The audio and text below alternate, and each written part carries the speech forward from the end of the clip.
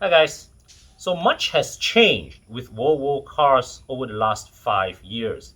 Models such as the S60 and the S90, besides being class leaders in terms of safety, have also improved leaps and bounds over their predecessors in the aspect of design, performance, and dynamics. But what is the secret behind this massive transformation in just one model generation? So today we're going to explore that. So in today's video, we're going to explore what lies underneath these modern Volvos, which is the SPA platform.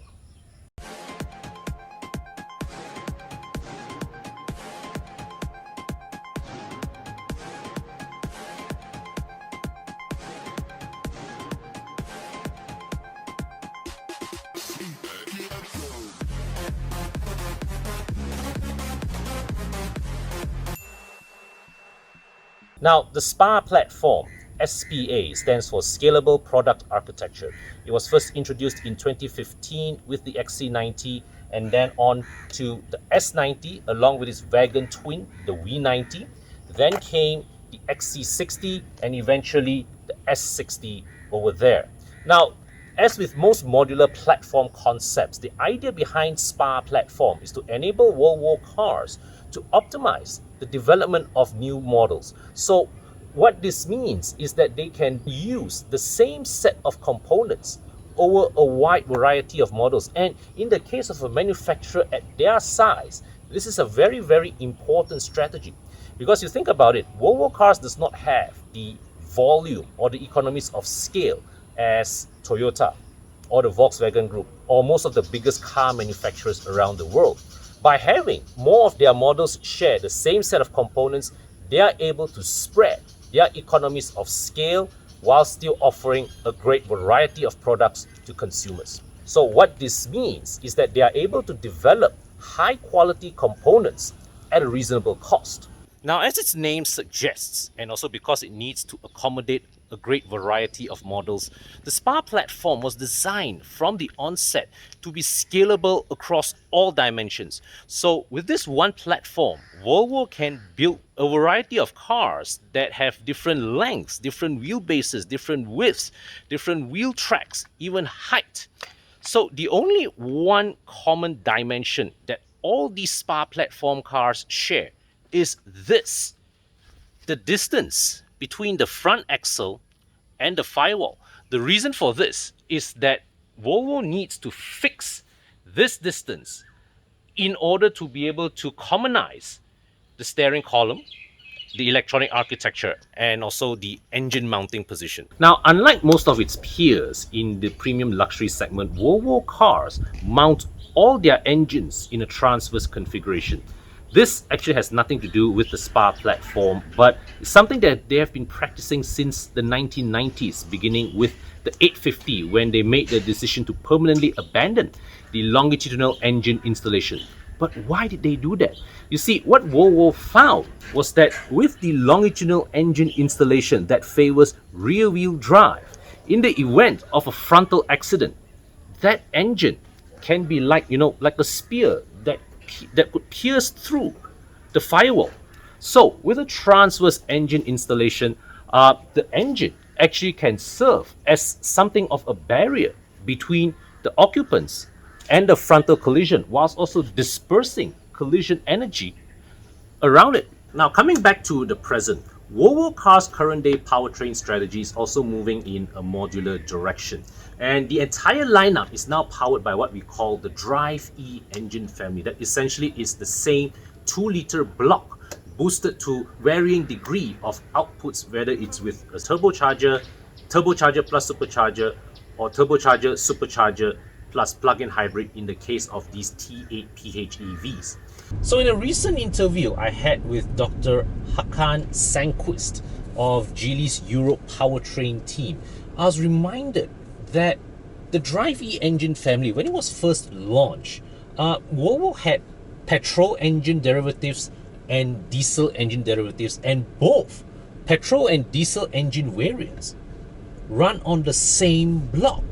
Okay, now the thing is, even though right now Volvo cars no longer sell diesel variants of any of their models, the block itself, the Drive E engine block, was engineered to take the stresses of high compression that comes with a diesel engine. And that means for petrol variants, the engine has that strength, the block has the strength to take high levels of boost without sacrificing durability or reliability or longevity of these engines. Now, globally, the Drive E engine family is offered in a variety of outputs, but here in Malaysia, the most popular iteration, of course, is the T8 twin engine, which features a turbocharger plus supercharger boosting the internal combustion engine to 320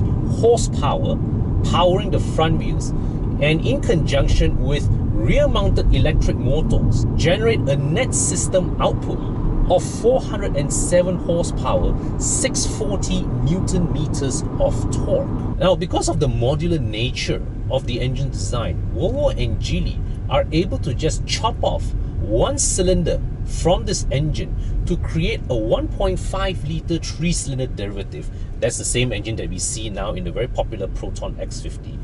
That engine can be built on the same line as this 4-cylinder engine. Now, everybody knows that Volvo is big on safety, but did you also know that environmental sustainability is a key element in Volvo's agenda?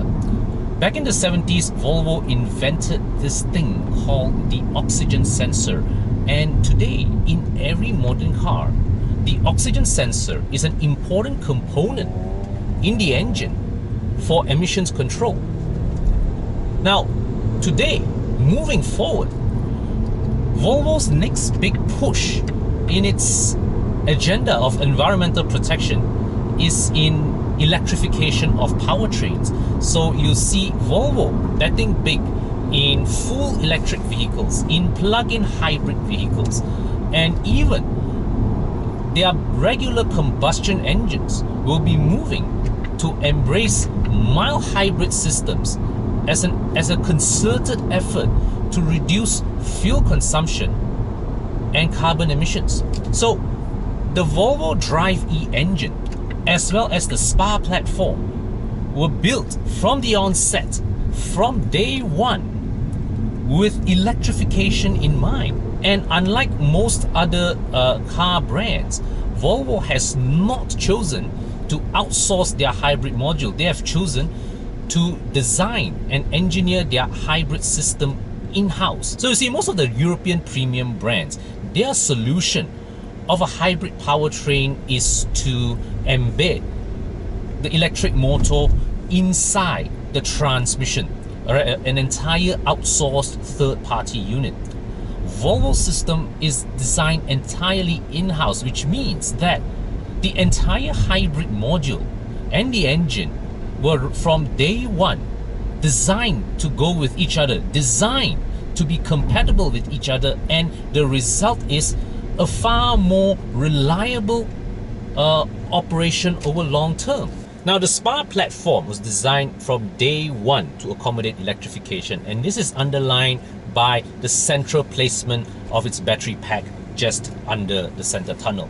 This arrangement has multiple benefits. Firstly, in the aspect of safety, the battery is protected from collision from all directions. Secondly, it is at a position where it does not impede in passenger space or cargo space. So meaning that if you were to buy a plug-in hybrid Volvo versus a regular combustion engine Volvo, you get the same level of practicality and luggage space.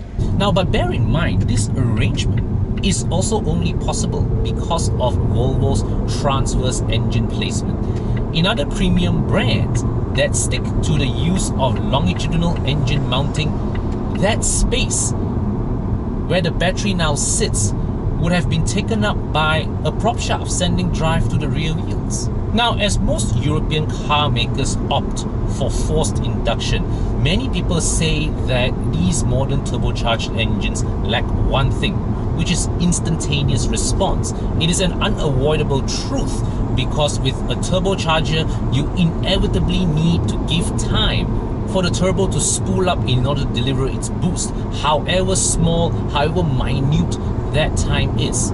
But here in the S60 T8, in addition to the turbo, you have a supercharger and you have the electric motor all working in tandem with each other, all right, to cover for the moments of lag by the turbo. And make no mistake about it, these Volvo hybrids, they are properly fast. And even in situations where your hybrid battery is depleted, don't forget, you still have 320 good old internal combustion horses to count upon from the engine up front. But if you're still not convinced with plug-in hybrid technology, the single turbo T5 engine that you would find in the XC60, the S90 and the XC90 is no slouch either. Now, it's all well and good having a fast car, but the next question is, does the car have the right dynamic fundamentals to allow you to safely harness all that performance? So all Volvo cars underpinned by the SPA platform feature similar suspension arrangements, which is they have double wishbone suspension up front, and double wishbone suspension need no further introduction. It's the best suspension setup that you can get that gives you the best combination for ride and handling. At the back, however, is something a bit more interesting. It is what Volvo calls the transverse leaf spring. Now, before we proceed any further, allow me to go back to some basics again. Most passenger cars have what we call coil spring suspension. And in this example here, all right, we see what we call a spring and shock absorber assembly. Now, these components are usually sold separately, but they work together. The funny thing is, however, despite its name, the shock absorber doesn't actually do any absorption of shocks on the road. That job is done by the spring. The absorber is responsible for damping out any resultant oscillations that arise after the disturbance. To put it in simple English, right, the springs is what turns a disturbance like this into this, whereas the absorber turns this into this. So in a typical leaf spring suspension setup, it is the flexible bending of the leaves that replace the action of the spring. Now, a leaf spring suspension setup has the advantage of them being able to take heavy loads. That's why you see them used in buses, in lorries, pickup trucks, vans, because they can take a lot of load and they can take a lot of abuse. But the flip side of leaf spring suspension is that they are also rough and not very refined for passenger car usage. Except Volvo's solution is different. You see, Volvo's leaf spring is mounted transversely, all right, where the leaf is fixed in the middle, and it is the bending at the edges that take the load of the spring. So in terms of its linkages, the wheels, each wheel remains independently sprung. It is still in effect and in action a multi-link rear suspension, but the spring has been compressed into this two flexible sides. And the advantage of this setup is that it is way more space saving than a typical coil spring setup. Oh, and just to add, it's the same suspension setup as used in the Corvette. So how does all that translate to the road? Well, I have to tell you this, these new generation SPA platform Volvos actually handle rather well. This S60 T8 that I'm driving here, this is one of the lighter vehicles underpinned by that platform, but yet, because it's a plug-in hybrid with a heavy battery pack, it still weighs in over 2 tons. Yet, you know, it is fantastically agile around legs for one. And the ride is still positively sublime. It's so supple, right? It rides beautifully over most surfaces. it is a fantastic day-to-day car. All right, one you can use it over a variety of road surfaces, and yet on the weekends you can still take this car on your mountain runs, and enjoy yourself.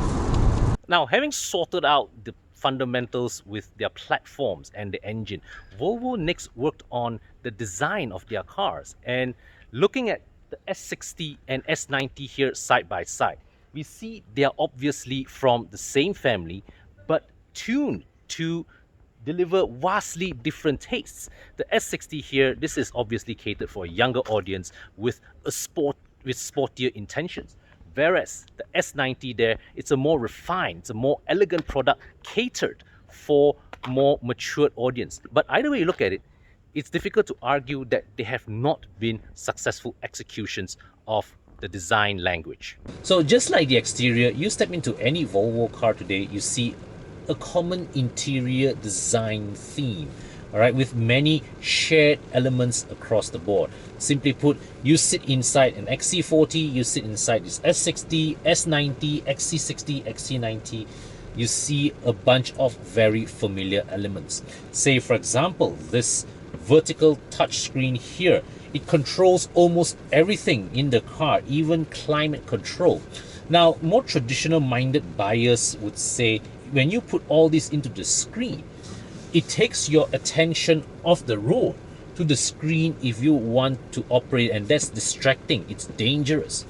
But being a safety-centric car maker like Volvo, they've naturally thought about this. So a lot of people complain that, that you have that fiddling for climate control on a touchscreen is very unintuitive. Volvo's solution is set temperature to 24 degrees. Temperature set to 24 degrees. Or another example, reduce blower speed. Lowering fan. Now the S60 here, being an R-Design trim, naturally would have a sportier taste to its interior finishings.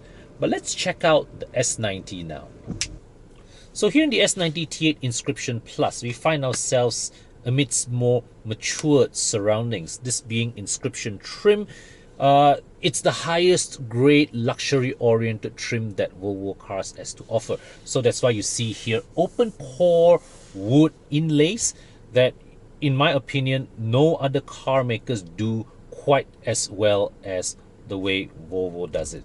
So you see up here, this car has the Bowers & Wilkins sound system, and a point to note, Volvo's collaboration with Bowers & Wilkins is unique because when Volvo engaged Bowers & Wilkins, Bowers & Wilkins were given priority to decide how and where they wanted the speakers placed in the cars, and the interior designers actually had to design their interior around those speaker placements that were fixed by the Bowers & Wilkins sound engineers. And when you listen to an orchestra through these speakers, it's like you're actually there.